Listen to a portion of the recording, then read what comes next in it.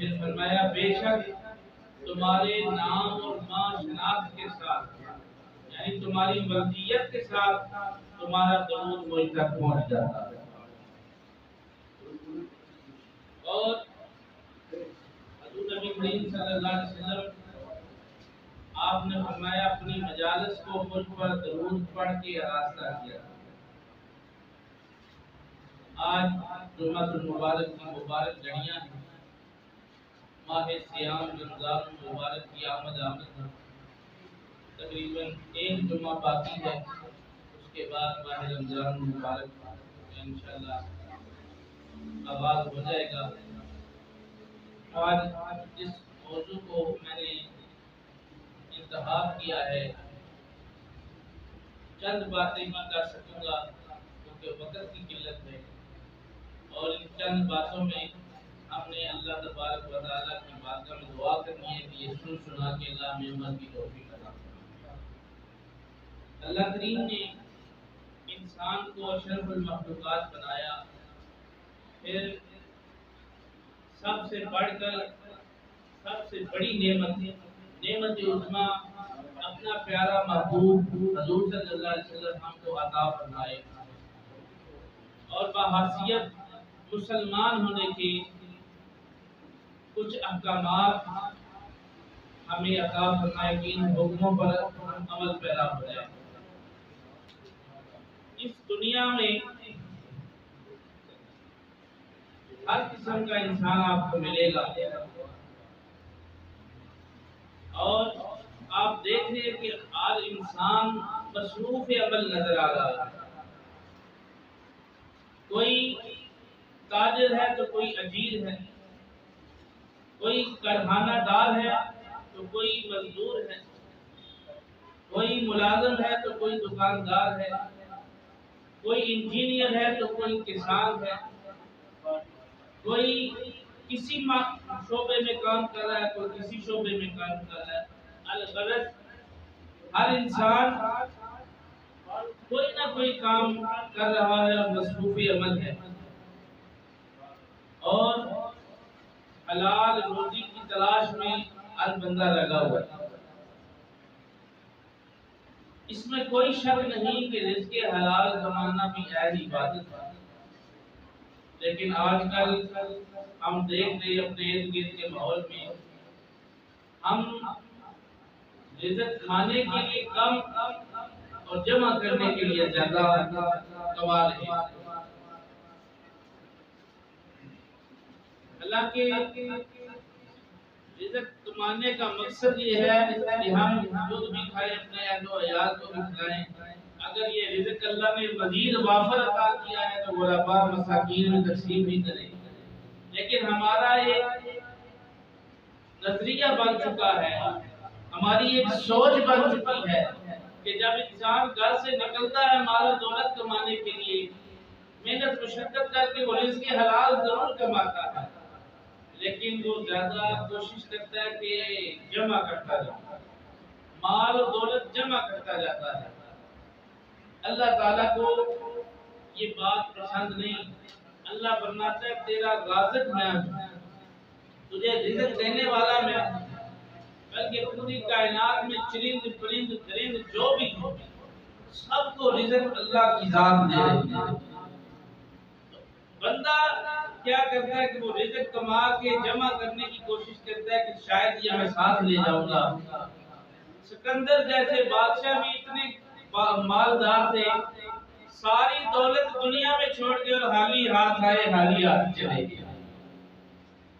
دولت کوئی بھی ساتھ لے کر نہیں گیا، اور انسان مال کی ہوس میں پڑا ہے۔ اور کچھ تو ایسے لوگ ہیں اللہ معاف کرے کہ وہ چوری بھی کرتے ہیں، ڈاکے ڈالتے ہیں، دھوکہ فریب بھی کرتے ہیں، جھوٹ کے ذریعے بھی دولت کما رہے ہیں، کسی نہ کسی کا مال غصب کیے ہوئے ہیں، اور اس طریقے سے رزق کما کے اپنی آخری زندگی کو، اس عارضی اور ناپائیدار زندگی کے آخری لمحات کو خوشگوار بنانا چاہتے ہیں۔ لیکن رب تعالیٰ فرماتا ہے اگر تم اس طرح روزی کما رہا ہے تیرے دل میں سکون کبھی نہیں آ سکتا، تیرے دل میں سکون نہیں مل سکتا۔ تجھے دنیا کی دولت تو مل جائے گی، چاہو منصب تو مل جائے گا، جائیداد تو اکٹھی ہو جائے گی، سونا چاندی اور اتنی رقم اکٹھی ہو جائے گی، پر تیرے دل کو سکون اسی وقت ملے گا جب تم میری رضا کے لیے رزق کما کے خرچ کرے گا۔ میری رضا کے سامنے حال ہی نہیں تو پھر رزق کمانے کا کیا فائدہ اور اس کو جمع کرنے کا کیا فائدہ؟ تو میری بات غور طلب ہے، آج میں نے جس بات کو آپ کے سامنے ادا رکھنا ہے، کوشش یہ کرنی ہے کہ وہ بات آپ کے سینوں میں اتر جائے۔ ہم یہ تو سمجھتے ہیں کہ رزق سب کچھ ہے، اسی کے ذریعے پیٹ کی آگ بجھ رہی ہے، آنکھوں کی آگ بھی بجھ رہی ہے، لیکن یہ نہیں سوچ رہے کہ اصل رازق کی طرف ہم نے جانا ہے۔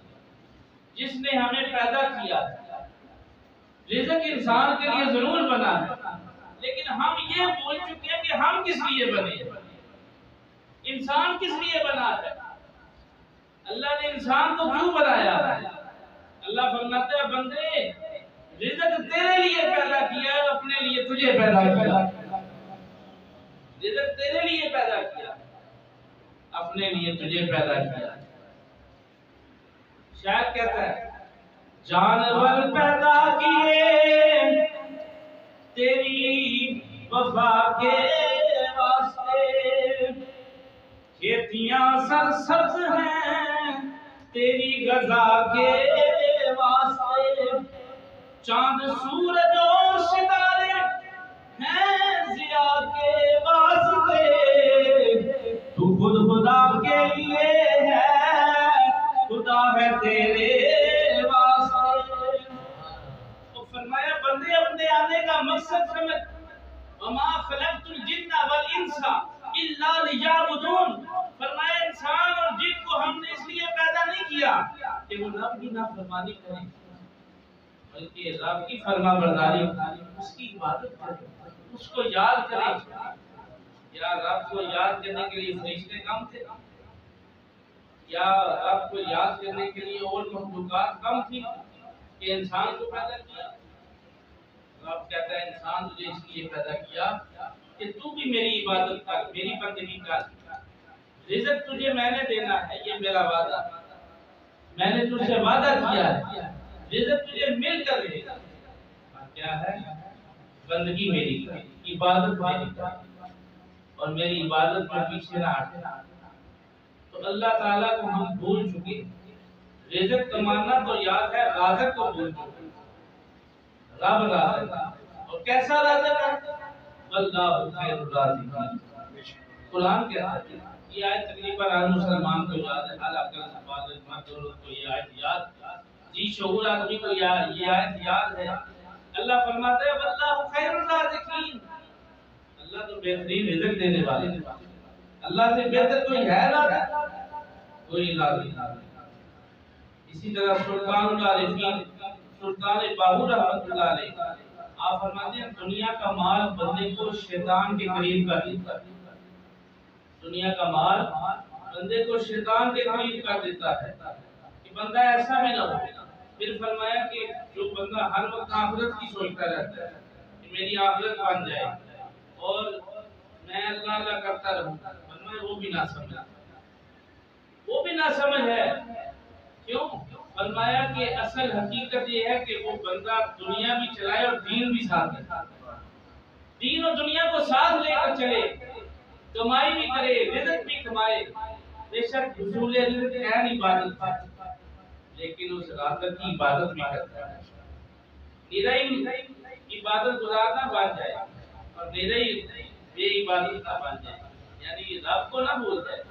فرمایا جب رب کو بھی یاد رکھنا ہے اور ساتھ دنیا داری بھی کرنی ہے، پھر رب فرماتا ہے میرے بندے کو اب اشرف المخلوقات بنا۔ فرشتوں کے پاس کیا کام ہے؟ وہ ہر وقت اللہ اللہ کرتے رہتے ہیں، تسبیح پڑھتے ہیں، اور انسان کو فرشتوں سے اعلیٰ مقام اس لیے ملا ہے کہ انسان کے ساتھ دنیا لگاتے ہیں۔ انسان دنیا دار ہو کر بھی رب کو یاد کرے تو رب فرماتا ہے فرشتوں اب انسان کا مقام تم سے اعلیٰ ہو گیا، تم پیچھے ہو۔ تو ہمیں یہ چاہیے کہ ہم رزق بھی کمائیں، حلال رزق بھی کمائیں، اور رازق کا بھی شکریہ ادا کرتا جائے، اس کو بھی پہچانیں۔ کہیں ایسا نہ ہو کہ ہم رزق کماتے کماتے اس رازق کو بھول جائیں۔ بندہ آج کل کے دور میں آپ دیکھیں دنیا اتنی مصروف ہو چکی ہے کہ رازق کو بھول چکی ہے، نماز کے لیے ٹائم نہیں ہے، اگر ہے بھی تو کہیں جماعت کھڑی ہونے والی ہے تو جلدی کے ساتھ جماعت میں شامل ہو۔ یہ نہیں سوچنا جمعہ ہفتے کے بعد آتا ہے جو چار باتیں امام صاحب کی بات جا کے سن لیں، قرآن و حدیث کی باتیں سنا دیں۔ یہ نہیں سوچنا کہ دین کی خاطر ہم ٹائم نکالیں، خود بیٹھ کے تھوڑا قرآن پاک کی تلاوت کر لیں، صبح اٹھ کے درود شریف پڑھ لیں، سارا ہمیں پتا ہے، لیکن ہم دنیا کے آگے اتنے مجبور ہو چکے ہیں، ہماری ڈیوٹیاں اس قسم کی ہیں کہ ہم صبح سے لے کر شام تک اپنے آپ کو اتنے مصروف رکھتے ہیں کہ جسم تھک جاتا ہے، اور بڑی مشکل سے چند بندے ایسے جو نماز پڑھ کے رات کو سو جاتے ہیں اور کہتے ہیں کہ ہم نے تھکاوٹ انجو کی۔ یہ تو سوچو کہ ہم نے رب کے لیے جس نے ہمیں رزق دیا ہے، جس نے رزق کا وعدہ کیا ہے، اس کے لیے ہم نے کیا کیا؟ قرآن کے تحت وَفَوِّضْ أَمْرِي إِلَى اللَّهِ إِنَّ اللَّهَ بَصِيرٌ بِالْعِبَادِ، اور تیرے تو سارے کام رب کے سپرد ہو چکے، تیرے ہر عمل سے وہ واقف ہے، تجھے دیکھ رہا ہے۔ قرآن پڑھ کے تو دیکھو، ایمان تازہ ہو جائے۔ میرے دوستو، سلطان العارفین نے فرمایا کہ اللہ کو پہچانو، اللہ کی رضا حاصل کرنے کے لیے اللہ کی پہچان ہونا بھی ضروری ہے۔ حضرت رابعہ بصری سلام اللہ علیہا آپ سے کسی نے پوچھا کہ آپ رب کی عبادت اس لیے کرتے ہیں کہ اللہ آپ کو جنت عطا فرما دے اور آپ دوزخ سے بچ جائیں؟ آپ نے جواب دیا نہیں، میں جب عبادت کرتی ہوں تو رب کی بارگاہ میں التجا کرتی ہوں، یا باری تعالیٰ میں نے تیری رضا کے لیے عبادت کی ہے، تو رب پوچھتا ہے رابعہ بصری کیا تو یہ چاہتی ہے کہ میں تجھے جنت عطا کر دوں اس لیے عبادت کر رہی ہے؟ تو میں کہتی ہوں یا اللہ نہیں۔ پھر پوچھتا ہے کہ رابعہ بصری کیا تو اس لیے عبادت کر رہی ہے کہ میں تجھے دوزخ میں نہ ڈالوں؟ یا اللہ نہیں۔ فرمایا پھر کس لیے؟ تو اللہ عالم الغیب ہونے کے باوجود حضرت رابعہ بصری سے پوچھتا ہے پھر تو کس لیے میری عبادت کرتی ہے، سجدے کیوں کرتی ہے، نماز کیوں پڑھتی ہے؟ تو رابعہ بصری نے جواب دیا، آپ نے فرمایا میں اپنے رب سے ہم کلام ہو کے کہتی ہوں یا اللہ نہ میں تیری جنت کی طلبگار ہوں نہ تیری دوزخ میں جانا چاہتی ہوں، صرف عبادت اس لیے کرتی ہوں کہ یا اللہ مجھے تیرا دیدار حاصل ہو جائے، تیری پہچان ہو جائے، تیری معرفت ہو جائے، تجھے میں پہچان ہوں، تجھے میں جان لوں۔ رب کہتا ہے رابعہ بصری اگر یہ بات ہے جب میں نے تیرے سجدے بھی قبول کر لیے تیری عبادت بھی قبول کر۔ ماہ رمضان آ رہا ہے، ہم نے رمضان آنے سے پہلے رب کو پہچانا، اس رمضان کی نعمتیں ہمیں اس وقت ملیں گی جس نے نعمتیں دینی ہے اس کو ہم نے جاننا ہے کہ وہ نعمتیں دینے والا کون ہے، وہ رب کائنات ہے۔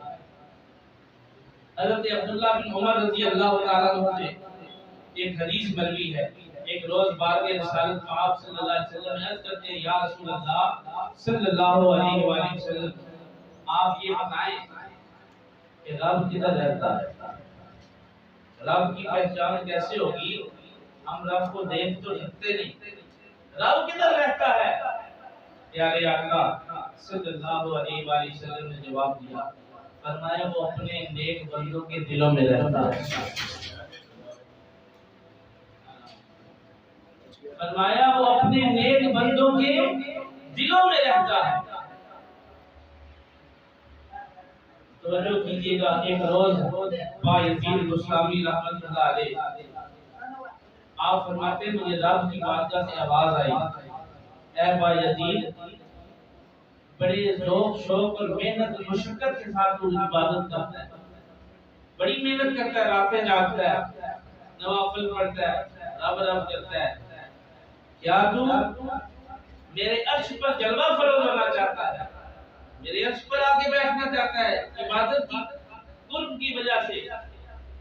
آپ نے جواب دیا بایزید بسطامی نے، یا اللہ پاک میری اتنی اوقات کہاں کہ میں تیرے عرش پر جا کر بیٹھ جاؤں، حضرت بایزید فرماتے ہیں پھر ندا آئی، کیا تو میری کرسی پر بیٹھنا چاہتا ہے؟ قدرت کی کرسی ہے، اس منصب پر بیٹھنا چاہتا ہے جس کا ذکر رب نے قرآن میں بھی کیا ہے۔ فرمایا کیا تو اس کرسی پر بیٹھنا چاہتا ہے؟ فرمایا یا اللہ کرسی کا منصب میں نہیں لینا چاہتا، میں اس قابل نہیں۔ پھر فرمایا بایزید یہ بتا کیا تو آسمان پر سیر کرنا چاہتا ہے؟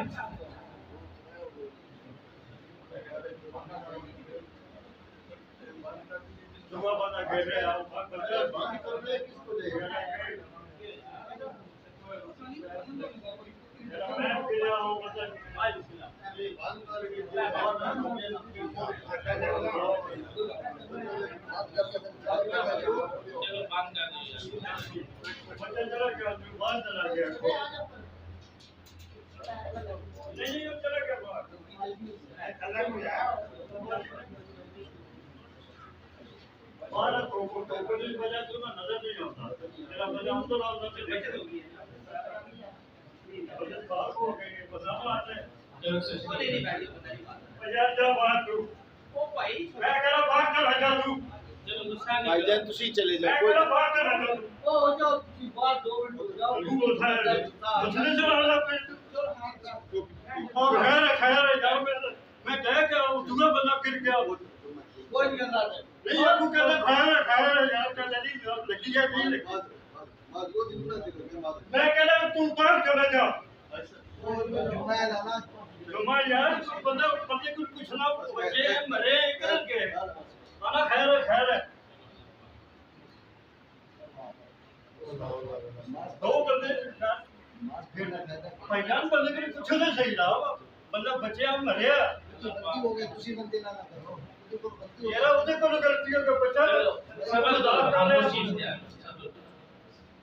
تو میں عرض کر رہا تھا کہ حضرت بایزید بستامی رحمۃ اللہ علیہ آپ سے رب کائنات نے پوچھا اے بایزید تو عبادت اس لیے کر رہا ہے کہ میرے آسمان پہ آ کے جلوہ فروز ہونا چاہتا ہے؟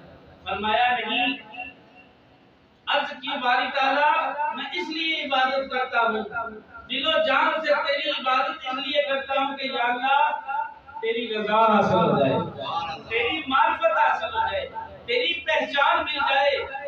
دنیا والے تو رب رب کرتے ہیں، رب نظر نہیں آتا، یا اللہ میں اس لیے رب رب کرتا ہوں کہ تجھے دیکھ سکوں، تیرا دیدار پا سکوں۔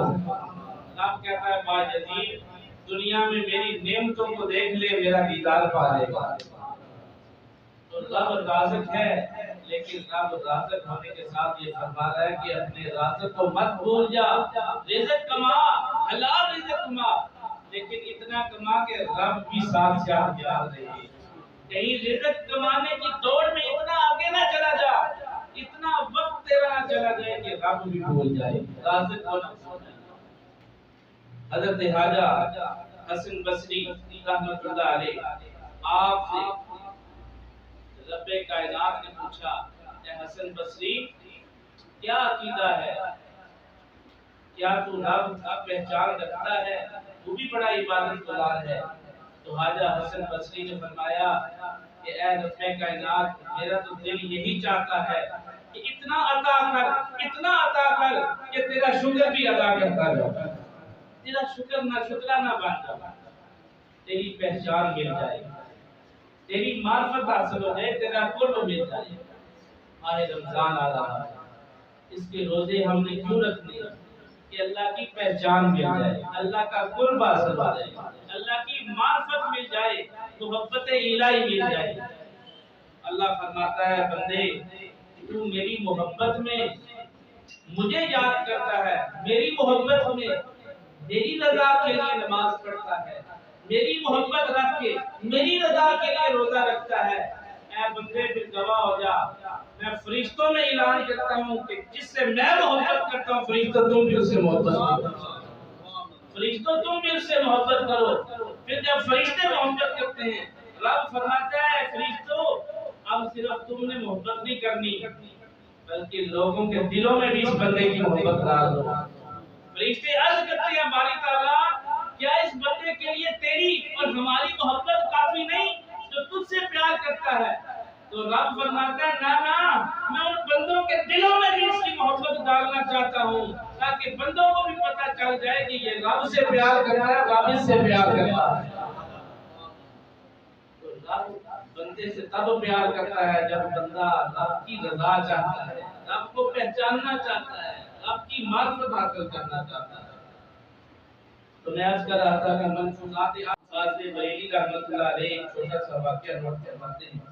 آپ فرماتے ہیں حضرت سلطان خواجہ نظام الدین اولیاء رحمت اللہ علیہ آپ نے اپنے خادم کو حکم دیا کہ ایک دریا ہے ہندوستان کا، دہلی کے اندر وہ واقعہ ہے، اسے جمنا کہا جاتا ہے۔ جمنا دریا کے کنارے پر جا، وہاں پر ایک اللہ کا ولی، ایک درویش، ایک قطب وقت کا قطب بیٹھا ہوا ہے۔ یہ ہم نے کھیر تیار کروائی ہے، کھیر کا پیالہ اس کو بھی دے دیا، یہ کھیر کا پیالہ اسے دے دیا۔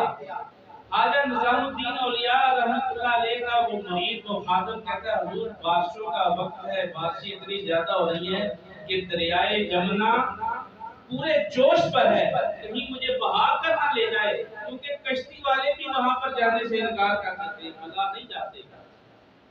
آپ کوئی بندوبست فرما دیں، آپ کے حکم کی تعمیل ہو جائے گی۔ نظام الدین اولیاء رحمۃ اللہ علیہ نے فرمایا اگر دریائے جمنا جب پار کرنا ہوگا تو اسے حکم دینا کہ ایک غیر شادی شدہ شخص نے کہا ہے کہ مجھے رستہ دینا، تمہیں رستہ مل جائے گا۔ وہ مرید کہتا ہے کہ میرے دل میں خیال ہے کہ آپ تو شادی شدہ بھی ہیں اور صاحب اولاد بھی ہیں اللہ کے فضل و کرم سے، یہ میں کیسے کہوں گا دریائے جمنا؟ فرمایا کہ میں نے سوال جواب نہیں کیا۔ وہ مرید کہتا ہے کہ میں دریائے جمنا پہ آ کے کھڑا ہوا اور میں نے اسے کہا کہ غیر شادی شدہ بندے نے حکم دیا کہ رستہ دے دے، تو رستہ مل گیا۔ ملفوظات اعلی حضرت کتاب کا نام ہے، اس میں یہ بات موجود ہے۔ فرمایا رستہ درمیان میں سے بنا، وہ بندہ گزر گیا، دریا کے دوسرے کنارے پہنچا، واقعی ایک اللہ والا وہاں پر رب کر رہا تھا، معرفت کی باتیں کر رہا تھا۔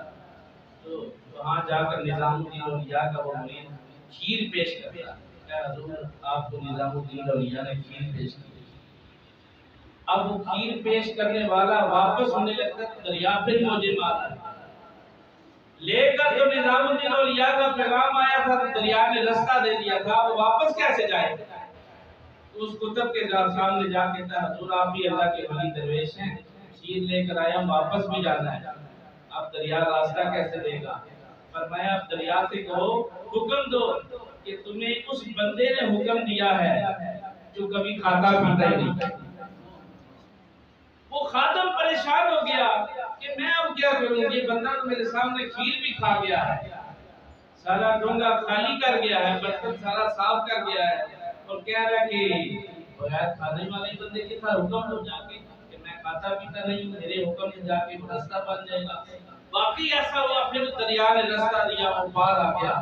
جب خواجہ نظام الدین اولیاء رحمۃ اللہ علیہ کے پاس پہنچا، عرض کی یا حضرت بات سمجھ میں نہیں آئی، آپ شادی شدہ ہو کر صاحب اولاد ہو کر حکم دے رہے ہیں کہ دریا کو راستہ مل جائے گا دریا سے، اور آپ نے وہاں پر اپنے غیر شادی ہونے کا اعلان فرمایا کہ میں شادی شدہ نہیں ہوں۔ اور بابا جی نے کہا کہ میں کھیر کھائی کوئی نہیں اور بھوکا ہوں، پیاسا بندہ تمہیں حکم دے رہا ہوں، کھیر بھی بابا جی کھا گئے۔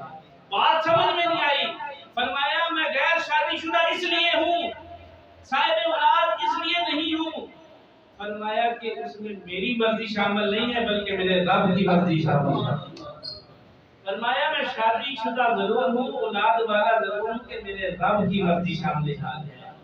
رب نے میری شادی سنت مصطفیٰ کے مطابق کروائی ہے، اولاد اللہ نے مجھے عطا فرمائی ہے تو نعمت بنا کے بھیجی ہے۔ اور اس بابے نے کھیر اس لیے نہیں کھائی کہ اس نے اپنی مرضی سے کھیر نہیں کھائی بلکہ رب نے اسے کھلوائی ہے۔ جو بندے رب کو پہچان لیتے ہیں، رب کی معرفت حاصل کر لیتے ہیں، رب ان سے راضی ہو جاتا ہے۔ اللہ تعالیٰ مجھے اور آپ کو رضائے خدا عطا فرمائے اور ہمیں صحیح معنوں میں عشق مصطفیٰ صلی اللہ علیہ وسلم کی دولت سے مالا مال فرمائے۔ رمضان مبارک کی آمد ہے، یہ شعبان کا اللہ نمہ آخری جمعہ آئے گا، اس کے بعد رمضان شریف کا پہلا جمعہ آ جائے گا۔ تو سب لوگوں نے کوشش کرنی ہے کہ مسجد رمضان کے علاوہ بھی عبادت میں ہم نے مصروف ہو جانا ہے. نماز پڑھنی ہے رمضان سے پہلے نمازی بنے. ضروری نہیں کہ نمازی رمضان میں ہی بنے, رمضان سے پہلے نمازی بنے تاکہ رمضان آئے تو ہم رمضان کا استقبال اپنی عبادت کے ذریعے کریں, رب کو راضی کر کے, پہلے رب کو راضی کر کے پھر عبادت گزاروں میں شامل ہو جائیں. اللہ تعالیٰ نے آپ کو عمل کی توفیق عطا فرمائے. شکریہ ادا کرنا.